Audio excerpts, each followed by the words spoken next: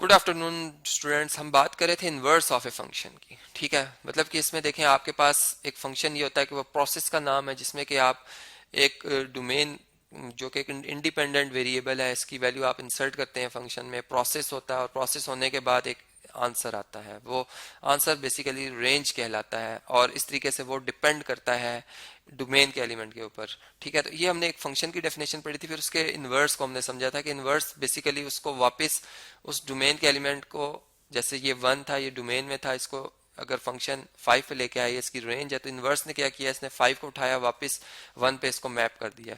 तो जो फंक्शन की यानी ओरिजिनल फंक्शन की डोमेन होती है वो इन्वर्स फंक्शन की, यहाँ पर अगर आप देखें तो वो इन्वर्स फंक्शन की जो है वो रेंज होती है। ठीक है, और जो जो जो कि मेन फंक्शन की रेंज है वो इन्वर्स फंक्शन की डोमेन होती है। ठीक है, वो इन्वर्स फंक्शन की डोमेन होती है। जैसे यहाँ पे देखें आप, तो मैंने ये शो किया, एफ इन्वर्स ने 5 को 1 पे और एफ इन्वर्स ने 7 को 1 पे मैप किया, जबकि एफ ने 2 को 7 पे मैप किया था।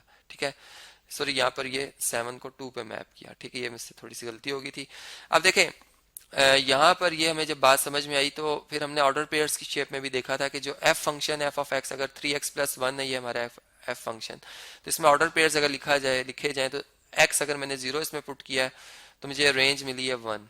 जबकि एफ इनवर्स में क्या होगा कि उसमें मैं जब 1 लिखूंगा, मतलब जो उसकी रेंज है वो उसमें डोमेन होगी। देखें ये 1 मैंने लिखा है, तो मुझे उसकी जो रेंज मिलेगी वो 0 मिलेगी, जो कि इसकी डोमेन है। तो ये एफ इनवर्स और एफ में आपस में ये रिलेशन है। ठीक है, और इसको अगर हमने इक्वेशन की फॉर्म में या टेबुलर फॉर्म में लिखना है तो उसमें मैंने सिंपल आपको बताया कि आपने जो एक्स है उसको रिप्लेस कर देना है वाई से, और वाई एक्स से रिप्लेस हो जाएगा। तो यहाँ पर y is equal to 3x+1 है अगर, तो हम इसे लिख देंगे x is equal to 3y+1। और अगर इसमें से अगर हम इसको सेपरेट कर लें तो y इक्वल टू x-1/3, और y जो है बेसिकली अब एक इन्वर्स फंक्शन है जो कि f इन्वर्स ऑफ y के इक्वल है। ठीक है, और इसमें फिर हम यूं कहते हैं कि अगर x वेरिएबल के हवाले से हम बात करें तो f इन्वर्स ऑफ x जो है वो फिर इक्वल टू y आएगा। और फिर इसमें जहाँ पर हमारे पास मतलब ये x-1/3 के इक्वल हो जाएगा डायरेक्ट। ठीक है, तो अब हम इसमें डोमेन के तौर पर जो एलिमेंट पुट कर रहे होंगे, बेशक हम x ही लिख रहे हैं, इसमें भी x ही था, लेकिन ये x जो इस फंक्शन की रेंज है। ठीक है, और यहाँ पर जो ये x है वो इस फंक्शन की क्या है, रेंज है। ठीक है, जो इस फंक्शन की डोमेन है वो इस फंक्शन की रेंज है, और जो इस फंक्शन की डोमेन है वो इस फंक्शन की क्या है, रेंज है। तो ये इस तरीके से इनमें एक रिलेशन पाया जाता है। अब इनके ग्राफ को हम जरा समझते हैं। देखें इसी इसी जो ऑर्डर पेयर्स हमारे पास आए हैं, अगर हम इन्हीं, या चले मैं कुछ कुछ और फंक्शंस ले लेता हूं। जैसे पहले हम बना लेते हैं, यहाँ पर लिख लेते हैं F of X is equal to 3x+1 है। ठीक है, और एफ इनवर्स ऑफ एक्स किसके इक्वल आया था, इन्हीं फंक्शन को, इन्हीं का ग्राफ बना लेते हैं, ज़रा आसानी हो जाएगी। ये था 3x+1 और ये बन जाएगा x-1/3, x-1/3। ठीक है, अब इनके ऑर्डर पेयर्स लिखते हैं, f के लिए अलग, f इनवर्स के लिए अलग, और फिर इनको ग्राफिकली हम समझेंगे कि इनके ग्राफ में क्या डिफरेंस आता है। ठीक है जी, तो जब मैं 0 लिखता हूँ यहाँ पर तो मुझे इसकी वैल्यू 1 मिलती है। ठीक है, जब मैंने यहाँ पर 2 लिखा, सॉरी 1 तरतीब में चलते हैं, 1 लिखेंगे हम, जब x को 1 लिखेंगे तो 3 1 3 + 1 4 मिलेगा इसका आंसर। जब हम इसमें 2 लिखेंगे तो 7 मिल जाएगा इसका आंसर। 3 लिखेंगे तो हमें क्या आंसर मिलेगा जी, हमें 3 लिखने से 3 टाइम 9 + 1 10 मिल रहा आंसर। ठीक है, कुछ ऑर्डर पेयर्स मैंने ड्रॉ किए हैं। अब इसी तरह एफ इनवर्स की अगर मैं बात करूं तो इसमें जब मैं 1 लिखूंगा तो 0 मिलेगा। ठीक है, जब मैं इसमें 4 लिखता हूं तो 4 - 1 3, 3/3 इज 1, तो 4 पे 1 मिलता है आंसर। ठीक है, इसी तरह जब मैं 7 लिखता हूं तो 7 - 1 3 3, सॉरी 7 - 1 6, 6/3 इज 2, तो ये मिल जाएगा। इसी तरह मैं 10 लिखता हूं तो ये मेरे पास 3 आंसर आता है। अब इनके ग्राफ को हम समझते हैं। ये हमारा y एक्सिस है, ठीक है जी, और ये हमारा x एक्सिस है, ये हमारा x एक्सिस है, ये y एक्सिस है। अब इसमें ये ओरिजिन है यहाँ पर। ठीक है, पहले f के ऑर्डर पेयर्स को प्लॉट करते हैं। यहाँ पर 1 2 3 4, बल्कि देखें x की वैल्यू हमें कहाँ तक चाहिए, हमें x की वैल्यू 10 तक चाहिए ना। 1 2 3 4 5 6 7 8 9 10। ठीक है, और y की वैल्यू हमें कहाँ तक चाहिए, y की वैल्यू हमें 10 तक चाहिए। ठीक है जी, तो 1 2 3 4 5 6 7 8 9 10 यहाँ पर कहीं पे आएगा। इसको थोड़ा सा और एक्सटेंड कर लेते हैं, ठीक है। तो देखें अब हमारे पास ऑर्डर पेयर्स को हम प्लॉट करते हैं। पहले एफ इनवर्स एफ की बात करते हैं। 0 पे 1 x0 और y1 है, ठीक है। ये वाला ऑर्डर पेयर आएगा। फिर x1 हो, सॉरी x0 y1 यहाँ पर आएगा, x0 y1 यहाँ पर आएगा।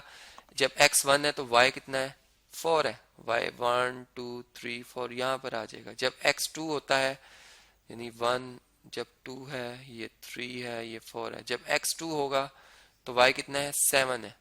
तो ये कितना था, 4 था। 1 2 1 2 3 4 यहाँ पे आना चाहिए था, इससे मैंने थोड़ा सा गलत प्लॉट किया है। यहाँ पर इस चीज़ का बड़ा ख्याल रखिएगा जी। अच्छा 4 के बाद 5 6 7, तो 7 यहाँ पर आ रहा है। 2 पे 7, ठीक है जी। 2 पे 7 है, 5 6 7, तो ये इस जगह पर है, ठीक है। बस 2 पॉइंट्स काफ़ी हैं क्योंकि हमने 3 प्लॉट कर लिए। इन पॉइंट्स को मिलाते हुए हम एक लाइन सी ड्रॉ कर देंगे, ठीक है। ये हमने एक लाइन सी यहाँ पर इस तरह से ड्रॉ कर दी है, ठीक है। ये एफ फंक्शन का ग्राफ है, ठीक है। अब एफ इनवर्स की अगर मैं बात करूं तो 1 पे x जब 1 होगा तो y 0 है, ठीक है, ये पॉइंट आ रहा है। फिर इसी तरीके से जब x 4 है तो y कितना है, y 1 है, y 1 है, ठीक है, यहाँ पर आएगा। फिर इसी तरीके से जब x 7 है, देखें 5 6, x 7 है तो y 2 है, y 2 है, यहाँ पर आएगा, ठीक है। देखें y 2। अब अगर मैं इन पॉइंट्स को मिलाऊं, इन पॉइंट्स को मिलाऊं मैं, तो मेरा ग्राफ कुछ इस तरह से बनेगा, ठीक है। मेरा ग्राफ कुछ इस तरह से बनेगा और यहाँ पे अगर स्केल हो तो बहुत अच्छा नीटनेस आ जाएगी। अब देखें ये जो लाइंस हैं, हमने देखा एक बात ये नोट की कि अगर मैं x इक्वल टू वाई या y इक्वल टू एक्स, जो कि जिसका इन्वर्स फंक्शन ये खुद ही होता है, मतलब इसकी इन्वर्स ये खुद है। अगर मैं इसका ग्राफ प्लॉट करूं तो y इक्वल टू एक्स होता है वो हमेशा इस तरह से ओरिजिन से पास करता हूँ। मतलब x वैल्यू 1 के लिए 1, 2 के लिए 2, 3 के लिए 3, इस तरह से एक लाइन बनेगी, ठीक है। इस तरह से एक लाइन बनेगी और अगर आप इनको देखें तो आपको ये जो इन्वर्स फंक्शन है ये एक दूसरे के मिरर इमेज नजर आ रहे हैं। मतलब एक अगर शीशा हो इधर पड़ा हुआ तो ये लगेगा लाइन इसके ऊपर है और ये लाइन इसके ऊपर, मतलब एक दूसरे के मिरर इमेजेस हैं, मिरर इमेजेस हैं। तो ये इन्वर्स फंक्शन की पहचान है कि उसका ग्राफ जो लीनियर इक्वेशन के हवाले से मैं बात करूं x इक्वल टू वाई के साथ सिमेट्री शो कर रहा होता है। तो ये हम ग्राफिकली पहचान सकते हैं कि दोनों फंक्शन एक दूसरे के इन्वर्सेस हैं, ठीक है। यहाँ से जितना दूर है उतना ये यहाँ से दूर है, इस तरीके से आप इनमें सिमेट्री देख सकते हैं। और x इक्वल टू वाई या x minus Y equal to 0 की पूछता है कि इस इक्वेशन की जो इन्वर्स है वो कौन सी इक्वेशन होगी, तो ये इटसेल्फ, ये आइडेंटिटी, मतलब इसको हम कहते हैं कि ये हमारे पास आइडेंटिटी फंक्शन है, ठीक है। और इसका ये इन्वर्स खुद ही होता है। इसका ये इन्वर्स क्या होता है जी, ये सेल्फ इन्वर्स होता है, ठीक है।